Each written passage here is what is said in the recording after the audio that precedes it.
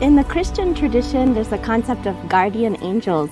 Do each one of us have one? There are angels for every city. Similarly, wealthy people have yaksha. There are angels for musicians. They are called gandharvas. I was visited by the essence of somebody who had just passed away. Is that my imagination or is that a real phenomenon? Usually in dream state of consciousness, people who passed away, they do visit us. Do aliens share our planet? There may be many planets in which people are living. In the ancient scriptures, they say 14 worlds and 14 suns and 14 solar systems.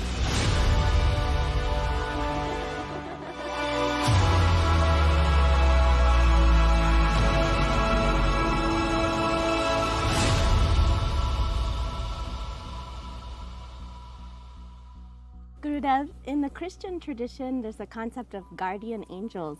Do each one of us have one or several? And if so, are they in the subtle realm or are they in a physical form? Yeah, there are angels for every city. They are called yakshas.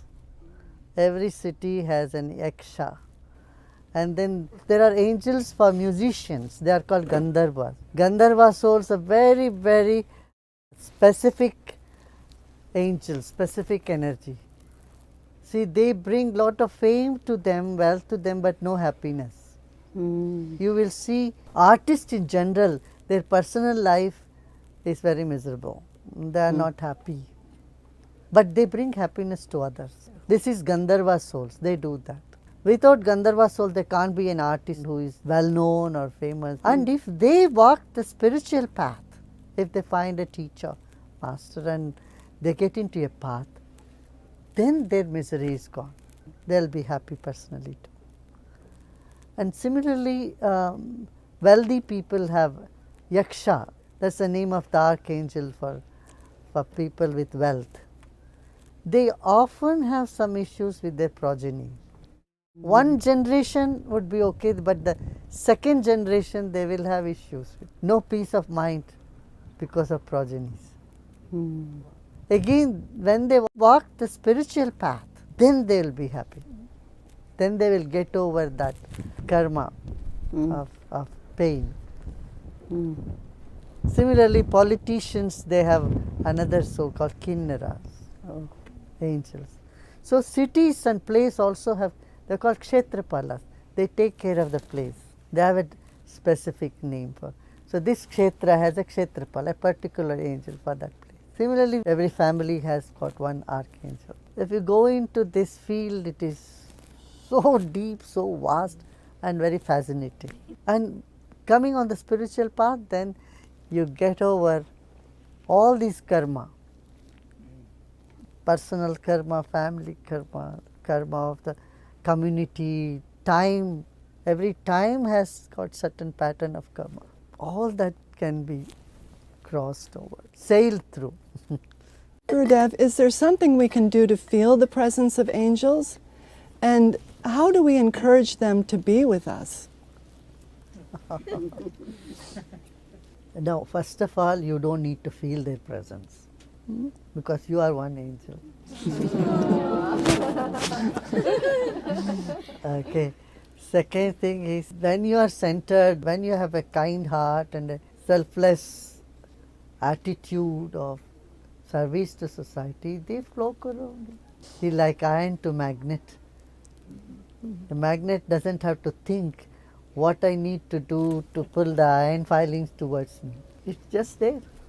And human life is very precious in the sense it brings a lot of good vibration to almost every species on earth as well as the subtle level of angels.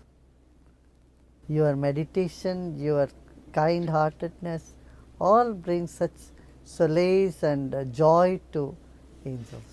Don't think they only give you comfort and joy, they receive a lot of joy from you too. It's a two-way communication. When you are centered, all the beautiful energies, all the angels in the world, they love you and they come close to you. All that you need to be centered and Not think about all that and what about me, what about me. Forget about yourself. Do what you can do to the planet, to people. When goodness in us arises, godliness dawns by itself. Gurudev, when a loved one passes on, do they live in alternate universes? And do they become our angels? All is possible. Yeah, they do have another dimension, definitely. And in that dimension, it depends on their cravings and their aversions, their impressions of their life.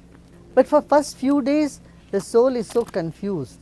When someone dies for a couple of days, they have left this universe, they have not yet used to the other side, and so they are in a confusion. It takes a little while for them to get used to the other realm.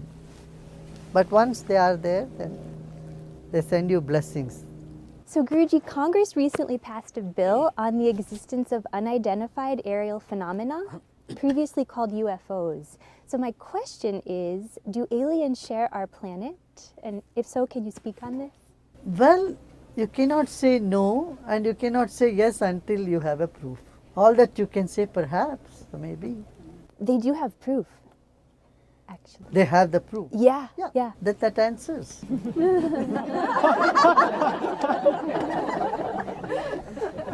But what is it? As I said, we don't have to believe this is the only planet in the whole galaxy where human lives are thriving.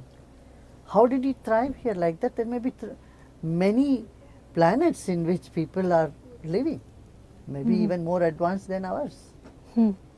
So this possibility nobody can rule out. In the ancient scriptures they say 14 worlds and 14 suns and 14 solar systems, and so 14 earths they talk about. So these are the cognitions that ancient seers have had when they went deep in meditation.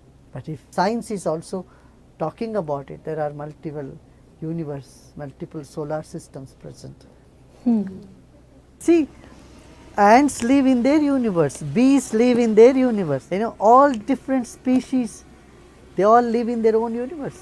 Even inside of you, there is a whole universe of bacteria. Your intestine has 150,000 type of microbes. There are mites on your forehead. They all live in their own different areas, There are 3 different types of mites on our forehead. One live on the edge, the other live very close to your hairline, one in the middle. They don't cross their boundaries. So if you go deep into the nature, there is multiple universe. There are universe which is beyond our comprehension. Our brain is only a frequency analyzer. We can only experience certain bandwidth of light, certain bandwidth of sound.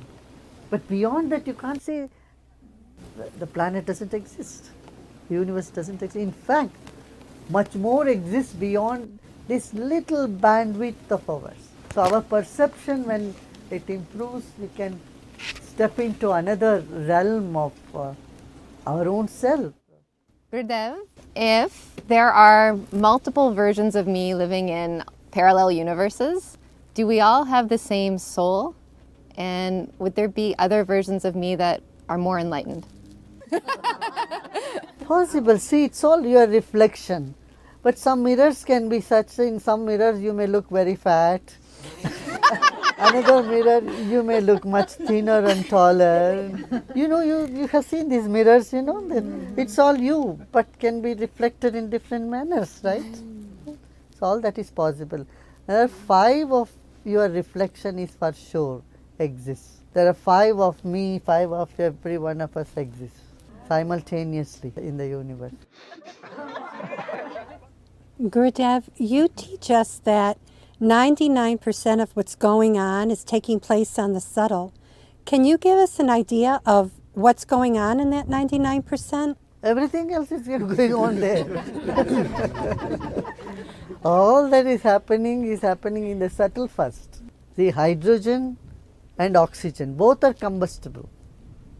Oxygen is needed for fire to exist and hydrogen is combustible. But together they make water which puts out the fire, isn't it? So in the subtle it's happening when these 2 gases have come together and they formed water, and similarly So many cells in your body are dying every day, and so many are being born every day. So your body is a maternity home as well as a burial ground. Our body is so. Every day there is a funeral happening in our body, and every day there is new cells being born. You know, before a thought arises, something else is happening inside us, where the self and the intellect, the mind is all involved. And there's a beautiful verse in Sanskrit. It talks about how a thought arises inside of it. When you speak a word, what is the mechanic? It says, Atma Buddhya Sametyukta.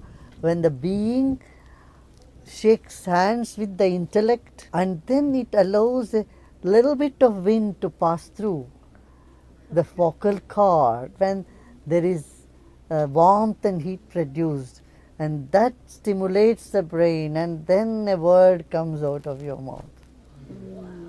And there are 4 levels of speech. The words we speak is gross, it's called Vaikari, is in the gross level of speech. But before that, it arises as a faint idea deep within. And beyond that, there are 2 more levels of feeling and vibrations, which the animals speak. Animals can feel. And there is a silent layer from which all these thoughts, ideas, feelings, they all get generated. That is part of our very self, our consciousness, which the entire universe can communicate with. It has no language, but it is just from the silent level. A herd of wild elephants, they rampaged a whole banana plantation, but they left one tree untouched. They uprooted all the trees except one tree. In that one tree there was a nest, small birds were there, and the elephants did not touch that. The herd of wild elephants did no harm to those birds and the nest. You know, all these animals, they are from very different species, but they are communicating amongst themselves. I mean, it's something that opens the door to this other universe that exists out here. So you find that intelligence in creation, and there is a level of communication which is non-verbal.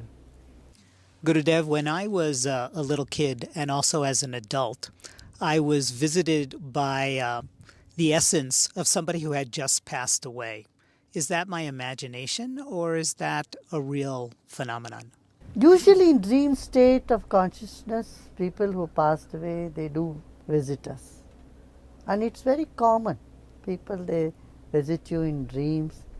But we don't have to take it too seriously, because our own mind's impressions sometimes interfere there.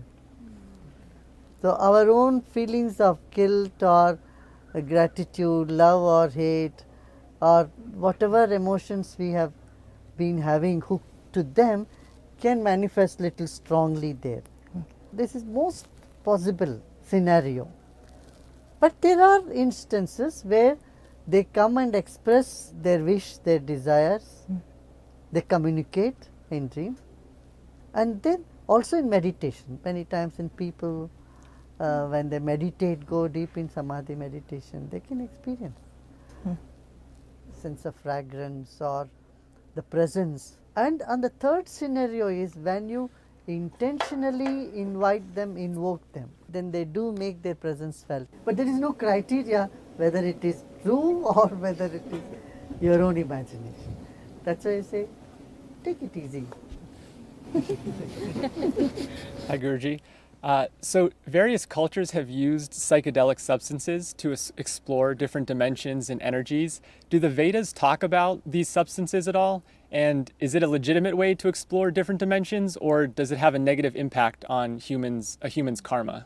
Well, the substances or drugs have opened up those ways, because they could alter the chemical in the brain, so you could perceive differently. You get a peep into another dimension.